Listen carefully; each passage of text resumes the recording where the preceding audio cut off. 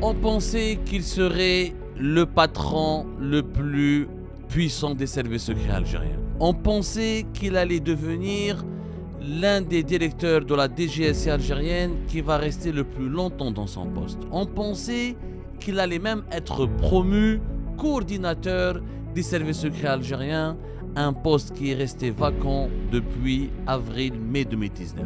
On pensait même qu'il allait réincarner la figure emblématique du général Tofir en Algérie. Et on pensait qu'il allait pouvoir donner à l'Algérie un nouveau dieu, Rabb Zahir, comme on dit en arabe, en s'imposant comme le maître absolu des services secrets algériens. Et pourtant, celui dont on va parler aujourd'hui a fini par être éjecté de son poste au bout d'une simple et unique année. Le général Hassan, célèbre, légendaire, l'homme qui a dirigé la Skorat, ou le Skorat, l'unité d'élite de la, des services de la division antiterroriste des services secrets algériens, l'homme qu'on présentait comme l'as de l'infiltration et l'un des plus grands connaisseurs des groupes terroristes armés, notamment dans la région très compliquée, inaccessible et obscure du Sahel. Le général Hassan est resté effectivement une seule année dans son poste. Le 24 mai 2025, rappelez-vous, il avait été nommé et réhabilité après avoir fait son comeback, puisqu'il avait purgé une peine de 5 années de prison ferme. C'était le 24 mai 2025. Nous allons revoir ensemble les images de son installation. À l'époque, toute l'Algérie était étonnée, éberluée, voire même admirative. Comment un homme qui a passé 5 années de 2015 à 2020, âgé, on le donnait malade, il était âgé de plus de 75 ans.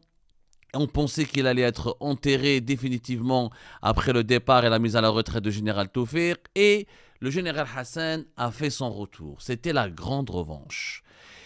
Et en mai 2025, tout le monde était enthousiaste. Tout le monde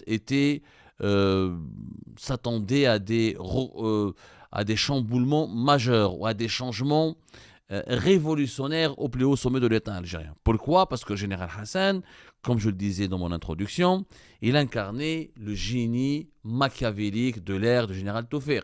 C'était son bras droit, son collaborateur le plus proche. On leur prête même un lien de parenté lointain, mais une proximité personnelle, idéologique et professionnelle très importante. Le général Hassan était même l'ombre du général Tofir, son plus important et son plus précieux disciple. Le général Hassan, quand il est arrivé, quand il a été réhabilité, quand il a été nommé à la tête de la DGSI, le plus important service secret algérien, ou la plus importante agence des services secrets algériens, on pensait que l'ère Tebboune va connaître une révolution du palais, à l'intérieur du palais, ou une sorte de reconfiguration majeure du mode de gouvernance de l'Algérie. On pensait que Tebboune allait enfin s'appuyer sur une compétence brillante, sur un esprit, un homme patriote, honnête, intègre et très engagé en faveur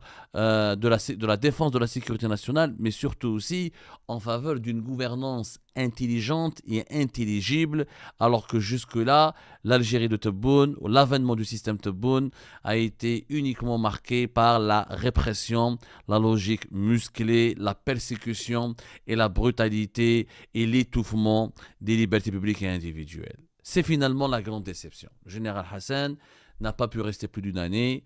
Il a fait comme les autres chefs des services secrets algériens qui l'ont précédé depuis 2026. Il n'a pas fait long feu. On parlera tout à l'heure de cette instabilité chronique et dangereuse et alarmante des services secrets algériens. Chaque année, un patron. Depuis 2019, la valse ou le va-et-vient des nouveaux patrons, des nouveaux directeurs, c'est un indicateur qui reflète parfaitement plus que l'instabilité, mais des dysfonctionnements majeurs et je dirais, une sorte de déperdition des valeurs et une sorte de désorientation générale qui s'empare du pouvoir algérien, y compris après la fin de la révolte populaire qui est le Hirak. Le général Hassan, pourquoi est-il parti ? Alors, depuis 24 heures, il y a énormément de rumeurs, énormément de désinformation et de spéculation. Et les Algériens et les Algériens ne savent plus qui croire. Ils ne comprennent rien. Chaque année, on leur amène un nouveau général. Chaque année, celui qui était en prison, il est réhabilité, devient patron. Celui qui était patron, il est déchu, il va en prison. On va essayer d'être très clair et très perspicace dans cette émission. Le général Hassan a chuté ou est tombé en disgrâce pour 3 raisons. Première raison, l'affaire Nasser al-Jinn. L'affaire Nasser al-Jinn, on vous a consacré plusieurs émissions sur notre chaîne YouTube Algérie Part. Nous avons d'ailleurs diffusé ces contenus, ces émissions sur toutes nos plateformes, TikTok, Facebook. Je crois qu'on a réalisé plus qu'une dizaine, des dizaines d'émissions sur l'affaire Nasser al-Jinn, qui a été le plus grand scandale de l'année 2025 et qui demeure, à mes yeux, l'un des plus gros scandales politiques et sécuritaires depuis la fin de la décennie noire. Nasser al-Jinn, rappelez-vous, l'ancien patron de la DGSI algérienne, qui lui aussi n'est resté qu'une année, parce qu'il avait été nommé début juin 2024, et il avait été éjecté de son poste vers la fin du mois de mai 2025. Le général Hassan, quand il était au pouvoir à la tête de la DGSI, il a eu la délicate ou l'extrême délicate tâche et la mission quasi impossible de gérer le dossier Nasser al-Jinn. Pourquoi une mission impossible? Parce que c'est une affaire qui a éclaté en grand jour. C'est un scandale qui est spectaculaire et extravagant. On a eu Nasser al-Jinn, je rappelle brièvement, pour ne pas trop s'attarder, il était assigné à résidence, il était enfermé dans une villa, dans une résidence militaire du côté de Zeralda. Il a pu s'enfuir dans des conditions dignes d'une série Netflix ou d'un film d'Hollywood. Et c'était au mois, la mi-septembre 2025. Il est resté activement recherché. Pendant 3-4 jours, toute la capitale Alger était verrouillée et étouffée par un dispositif sécuritaire impressionnant. Les plages de tout le centre du pays étaient aussi surveillées et même les pêcheurs ne pouvaient pas aller prendre leur barque ou aller pêcher ou naviguer en haute mer parce qu'on soupçonnait, on cherchait Nasser al-Jinn et on croyait qu'il allait pouvoir s'enfuir en Espagne, ce qu'il a d'ailleurs réussi à le faire. À la fin du mois d'octobre 2025, il a été retrouvé dans des conditions rocambolesques et aussi spectaculaires que les conditions de son évasion. On a déjà parlé sur Algérie Part, je ne vais pas épiloguer là-dessus. Le récit officiel qui a été imposé par les médias proches de régime Tebboune, c'est que Nasser al-Jinn aurait été retrouvé dans la maison des parents de sa jeune maîtresse, qui est une TikTokeuse, très jeune fille avec laquelle Nasser al-Jinn avait une liaison amoureuse. Ça, c'est le récit officiel. Donc, même Netflix n'aurait pas imaginé mieux. Bon, vous avez un patron des services secrets qui s'enfuit, qui n'est pas retrouvé pendant plus qu'une quarantaine de jours, mais on va le retrouver où? Dans la maison de sa jeune maîtresse. C'est un peu... Bah, c'est pas grave. En termes de scénario, je pense que le régime Tebboune va certainement battre Bollywood et Hollywood à la fin. Mais l'enquête de l'évasion spectaculaire de Nasser al-Jinn était gérée par 2 services. Vous avez la DCSA, la Direction centrale de la sécurité de l'armée, qui avait la responsabilité de le surveiller, de le garder et de l'enquêter sur lui, et notamment en ce qui concerne son implication dans le fameux dossier de la mafia des cigarettes, et la DGSI. Le général Hassan, à la tête de la DGSI, il a joué un rôle important dans l'enquête, dans les négociations, parce que comme on l'a révélé sur Algérie Part, Nasser al-Jinn en réalité n'a pas été arrêté, s'était rendu de son propre gré, et on a monté un scénario pour déguiser ça sous forme d'arrestation. Ensuite, on l'a enfermé quelques jours à la prison militaire de Blida, et par la suite, il a complètement disparu. Il a négocié, etc. Et dans les négociations, 2 personnages importants ont joué un rôle capital pour ramener Nasser al-Jinn à la raison et pour le convaincre de revenir en Algérie et de se livrer aux autorités algériennes. Fouad Boukhari, l'ancien procureur général près de la cour militaire de Blida, et le général Hassan. Sauf que lors de l'enquête, il s'avère que Nasser al-Jinn, il y a eu plein mal de perquisitions qui ont été menées au niveau de certaines villas où il occupait, où il passait son temps, notamment à Del Ibrahim et à Habab Hassan. Et Nasser al-Jinn, on avait découvert qu'il était à la tête d'une fortune colossale. Une fortune colossale accumulée, amassée dans le cadre de ses activités ou de ses liens avec les réseaux de la mafia des cigarettes. C'est Nasser al-Jinn avec Zohir Khalaf, l'ancien patron de la STAIM, la société des tabacs algéro-émiratis, qui ont mis en place des réseaux mafieux très complexes avec 5 grossistes qui ont été choisis et sélectionnés et qui ont monopolisé de 2024 jusqu'à 2025 l'ensemble du marché des cigarettes en Algérie qui pèse, encore une fois, plus de 3,2 milliards de dollars. Et ça, c'est les parts de marché de la Stime. Uniquement. Le marché des cigarettes, en tout, il dépasse les 4 milliards de dollars. Donc, Nasser al-Jinn a téléguidé et dirigé à travers un intermédiaire qui était un faux colonel qui s'appelait Omar, et qui est un ancien repenti. En réalité, c'était un ancien agent infiltré des services secrets au sein des groupes armés islamistes de la décennie noire. Il l'a utilisé comme intermédiaire avec la direction générale de la STIME, à l'époque de Zahir Khelef, qui a fini en prison lui aussi au mois d'octobre 2025. Et il a amassé une fortune en cash chaque jour. Nasser al-Jinn et ses complices et ses collaborateurs rackettaient les grossistes de la mafia des cigarettes et ils prenaient du cash. Et en cash, on l'a révélé nous sur Algérie pas précédemment, c'était quand même l'équivalent de 12 à 15 milliards de centimes par jour.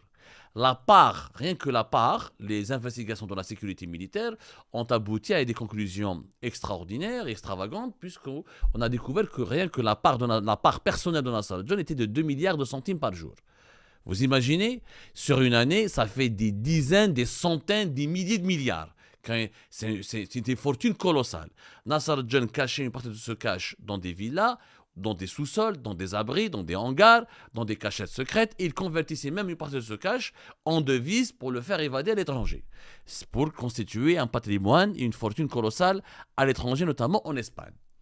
Lors des saisies, lors des perquisitions et des saisies, des grosses parties de ce cash ont été retrouvées, sauf que les sommes consignées dans les PV des enquêtes de la sécurité militaire et dans les PV des enquêtes de la DGSI ne correspondent pas aux sommes qui ont été stockées ou qui ont été récupérées et mis en sécurité, ou placées en sécurité dans les réserves de la DGSI ou de la DCSA. En clair, il y avait des sommes d'argent qui ont disparu. Et c'était le premier motif qui a provoqué l'exaspération de Saïd Chengriha, le patron de l'institution militaire, y compris l'exaspération d'Abdelmajid Tebboune. Abdelmajid Tebboune et Saïd Chengriha étaient en colère, ils ont compris ou ils ont soupçonné que le général Hassan n'a pas été à la hauteur et n'a pas su récupérer tout l'argent qui a été volé de la part de la mafia des cigarettes et qu'il y aurait eu des vols, des sommes qui ont été volées, des sacs d'argent qui auraient été détournés et volés, ou par la sécurité militaire, ou par des officiers de la DGSI qui étaient normalement sous le contrôle de Hassan et que Hassan n'a pas su bien contrôler. C'est le premier motif. La fin de Nasser al-Jinn, fin de l'année 2025. Deuxième motif, et la deuxième raison qui a causé la disgrâce de Hassan, c'est les attentats de Blida. Les attentats déjoués, mais des attentats quand même. Le double attentat suicide de Blida du 13 avril 2026, le jour même de l'arrivée du pape. Ça a créé un scandale, ça a semé une vague de frayeur à l'échelle nationale et internationale, et ça a provoqué, ça a gâché l'image de l'Algérie, ça a porté un préjudice énorme à l'image de l'Algérie. Donc l'Algérie qui a toujours véhiculé d'elle-même l'image d'un pays sûr, sécurisé, qui a vaincu le terrorisme et qui a démonté le terrorisme islamiste radical, le jour de l'arrivée, le jour où il accueille le pape, 1 heure après son arrivée à l'aéroport d'Alger, paf, une bombe à Blida. Deux kamikazes se sont fait exploser. Il n'y a pas eu de mort, mais les images étaient spectaculaires, des corps déchiquetés, du sang qui recouvre les rues de Blida. Blida, c'est quand même à une quarantaine de kilomètres d'Alger, c'est à une quarantaine de kilomètres des sites qui ont abrité les activités protocolaires principales de la visite du pape. Il n'y a pas eu de mort, ça a été déjoué grâce à la vigilance des services de sécurité, mais on reproche au général Hassan d'avoir échoué dans l'anticipation de ces actes. En réalité, les services secrets, leur rôle est normalement d'empêcher que des attentats se produisent, pas uniquement de les déjouer. Comment se fait-il que 2 jeunes Algériens issus de milieux très défavorables, qui se sont radicalisés récemment, ont pu échapper au dispositif de la surveillance de la DGSI, du compte de la DGSI algérienne? Elle est le service de sécurité qui doit se mobiliser, qui a pour mission principale de lutter contre le contre-terrorisme comme le contre-espionnage, ou l'antiterrorisme comme le contre-espionnage, sont les 2 missions régaliennes de la DGSI. Il y a un échec clair, flagrant. Imaginez, Baïd Char, c'était ces 2 kamikazes, étaient ils maîtrisaient mieux leur ceinture explosive, ou ils étaient beaucoup mieux entraînés, beaucoup plus expérimentés, et ils auraient provoqué un bain de sang et plusieurs dizaines de morts dans ce qui a été présenté comme l'artère principale de la ville de Blida. Par la suite, vous connaissez l'histoire, on a essayé de falsifier les événements, on a menti aux Algériennes et aux Algériens, les autorités algériennes n'ont jamais voulu reconnaître qu'il y avait un double attentat suicide qui a été déjoué, mais qui s'est produit quand même, déjoué dans la mesure où il n'y a pas eu de morts et de victimes et que les deux terroristes ont été neutralisés, mais le double attentat suicide a eu lieu. Donc, c'est quand même le symbole d'une défaillance sécuritaire majeure. Et nous, on en a parlé sur notre chaîne YouTube et sur toute notre plateforme, et on a consacré à ce sujet plusieurs émissions. D'ailleurs, on a été le premier, et au départ le premier et le seul média qui a parlé, qui a évoqué, qui a révélé un petit peu les dessous de ce double attentat suicide. Par la suite, nous avons été suivis par d'autres médias étrangers, malheureusement pas par les médias nationaux, puisque le régime Tebboune a mobilisé tout l'appareil propagandiste du pays pour imposer un seul narratif consistant à faire croire aux Algériennes et aux Algériens et à l'opinion publique internationale que ce n'était pas un double attentat suicide, mais que c'était seulement une bouteille de gaz qui aurait explosé. Voilà, comme pour l'affaire Nasser-Djen, vous imaginez bien le scénario préfabriqué par les laboratoires du régime Tebboune flirte avec non seulement l'absurde, mais l'irrationnel et le surréaliste. La troisième raison, qui a été le coup de grâce, c'est-à-dire a été la goutte d'eau qui a fait déborder le vase, c'est l'affaire Ibtissam Hamlaoui. Ibtissam Hamlaoui, début de ce mois de mai, elle organise un congrès en toute discrétion, sans respecter la législation algérienne, parce que dans la loi nationale en Algérie, il y a des articles de loi qui réglementent avec beaucoup de sévérité l'organisation des congrès pour réélire, pour donner un deuxième mandat à des présidents ou des présidentes d'une organisation de la société civile comme le Croissant Rouge, qui est une institution stratégique et importante dans le pays. Et malheureusement, le général Hassan, au lieu de faire son travail, c'est-à-dire bloquer la reconduction pour un deuxième mandat de Ibtissam Hamlaoui, faire des rapports accablants contre elle, diligenter des enquêtes sur elle alors qu'elle est impliquée dans des affaires de corruption, dans des affaires de mœurs, trafic d'influence, harcèlement de la justice, manipulation des services de sécurité de l'appareil judiciaire, pour enrichissement personnel, elle est impliquée dans des affaires de chantage, de sextape. Ibtissam Hamlaoui, elle est en elle-même, elle est un conteneur, un semi-remorque de scandale ambulant. Malheureusement, il s'est avéré que le général Hassan a été parmi les protecteurs de Ibtissam Hamlaoui. Il avait subi des pressions de la part du cabinet Abdelmajid Tebboune, de certains conseillers d'Abdelmajid Tebboune, comme Kamal Sidi Saïd, comme Hamir Roch Hamadesh, le secrétaire particulier de Tebboune, comme le fils même d'Abdelmajid Tebboune, Mohamed Tebboune, le clan Tebboune a voulu introniser Ibtissam Hamlaoui pour un deuxième mandat à la tête du Croissant Rouge algérien, et que malheureusement, le général Hassan n'a pas alerté ni averti l'état-major de l'armée de cette option qui a été imposée à la DGSI par des acteurs, enfin c'est par des acteurs, ils sont conseillers à la présidence, mais c'était pas une décision formelle, c'était une décision informelle. C'est-à-dire que 3 personnes au niveau de la présidence de la République ont fait croire que Abdelmajid Tebboune, c'est lui qui a voulu, qui veut, et ils ont convaincu Abdelmajid Tebboune de ne pas s'opposer en tout cas. Ils ont fait croire au général Hassan que c'est le président Abdelmajid Tebboune qui veut que Ibtissam Hamlaoui reste pour un deuxième mandat à la tête du Croissant Rouge algérien. Cette troisième bévue a tout simplement provoqué l'ire de Saïd Chengriha, qui en avait marre de voir la DGSI, la DGSI en Algérie, même si elle est placée sous la coupe de la présidence de la République, la DGSI c'est une institution militaire, elle a le statut de militaire et elle doit aussi travailler, collaborer et consulter l'état-major de l'armée dans des enquêtes, dans la gestion de certains dossiers sensibles et délicats. Général Hassan n'a pas fait cela, il a tourné le dos à l'état-major de l'AMP pour collaborer, pour s'acoquiner essentiellement avec les conseillers du clan Tebboune, Abdelmajid Tebboune. Il a donc fait preuve d'un manque de lucidité, d'un manque de confusion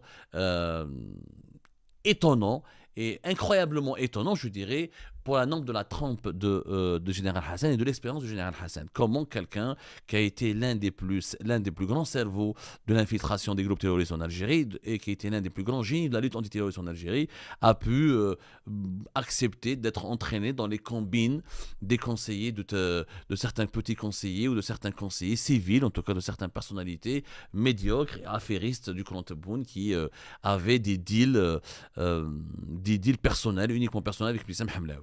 Voilà les 3 raisons. C'est ça, il n'y a que 3 raisons. Il n'y a pas autre chose. Alors, tout ce que vous allez entendre sur les réseaux sociaux, c'est malheureusement de la pure affabulation et des spéculations. Nous avons voulu de notre côté être très factuels, très précis. Naturellement, nous n'avons aucune animosité personnelle contre le général Hassan. Nous n'avons aucun intérêt dans cette affaire.